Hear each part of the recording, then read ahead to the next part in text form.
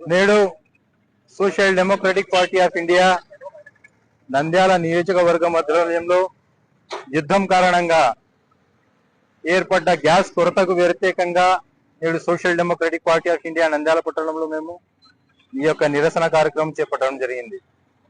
మనమందరం చూస్తున్నాము, ప్రపంచంలో ఏ యుద్ధం జరిగినా, ఎక్కడ యుద్ధం జరిగినా ముందుగా ప్రభావితమయ్యేది మన భారతదేశ ప్రజలే. మనమందరం చూసాం, ఏ విపత్తు వచ్చినా కానీ మన భారతదేశంలో నిత్యావసర సరుకుల కోసం క్యూలలో నిలబడాల్సి వస్తుంది. కరోనా మహమ్మారి వస్తే మందుల కోసం క్యూలలో నిలబడాల్సి వస్తుంది. నోట్లు రద్దు చేస్తే బ్యాంకుల ముందు క్యూలలో నిలబడాల్సి వస్తుంది సామాన్య ప్రజలు. అలాగే ఇప్పుడు యుద్ధం వస్తే మన భారతదేశంలో గ్యాస్ సిలిండర్ల కోసం క్యూలలో నిలబడాల్సిన పరిస్థితులు మనం చూస్తున్నాము. ఇదంతా ముందు తెలిసి కూడా కేంద్ర రాష్ట్ర ప్రభుత్వాలు ప్రత్యామ్నాయ ఏర్పాట్లు చేయడంలో మన భారతదేశంలో ఘోరంగా విఫలమైనాయి. కాబట్టి అది యుద్ధం సాకుగా తీసుకొని మన ఆంధ్ర రాష్ట్రంలో ముఖ్యంగా ఎవడైతే బడా వ్యాపారస్తులు ఉన్నారో నిత్యావసర సరుకుల రేట్ల వస్తువుల పైన రేట్లన్నీ పెంచేసి, గ్యాస్ పైన రేట్లు పెంచేసి సామాన్య ప్రజలను దోచుకుంటున్నారు.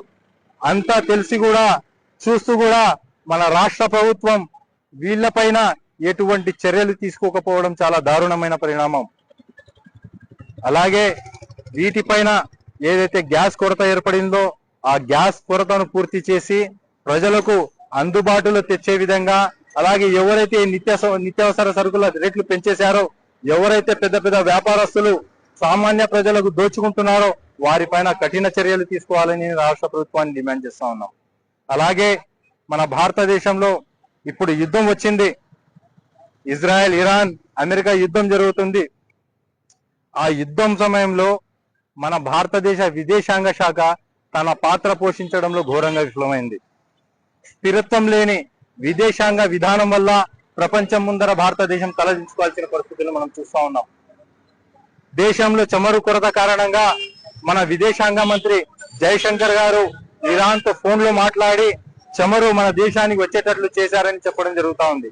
కానీ మీరు ఫోన్ మాట్లాడాల్సింది ఎప్పుడు కాదు, ఎప్పుడైతే మన భారతదేశానికి అతిథిగా ఇరాన్ నౌక వచ్చిందో ఆ నౌక తిరుగు ప్రయాణంలో ఏదైతే ఈ యొక్క అమెరికా ప్రభుత్వం ఏదైతే ఉందో ఆ యొక్క నౌకను కూల్చేసి సుమారు 80 మందిని తన పొట్టన పెట్టుకోవడం జరిగింది.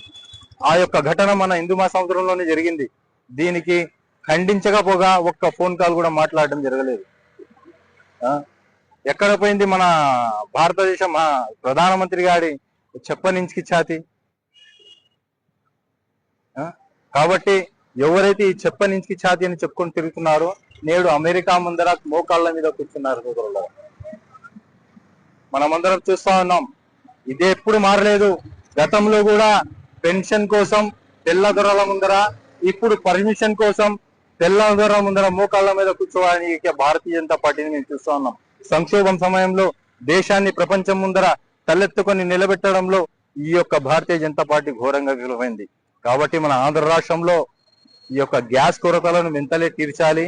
ఏదైతే నిత్యావసర సరుకుల ధరలు పెరిగిపోయాయో వాళ్ళపైన తక్షణమే చర్యలు తీసుకొని సామాన్య ప్రజలకు గ్యాస్ మరియు నిత్యావసర సరుకులు అందుబాటులో వచ్చే విధంగా, ఎందుకంటే ఇప్పుడు పండగ, ఉగాది పండగ వస్తుంది, రంజాన్ పండగ వస్తుంది. గ్యాస్ కొరత కారణంగా హోటళ్లు మూతపడ్డాయి, వ్యాపారాలు జరగడం లేదు, కర్మాగారాల్లో పన్నులు లేక కార్మికులు రోడ్డు మీద పడే పరిస్థితులు మనం చూస్తా ఉన్నాం. ఇదన్నీ పునరుద్ధరించాలి.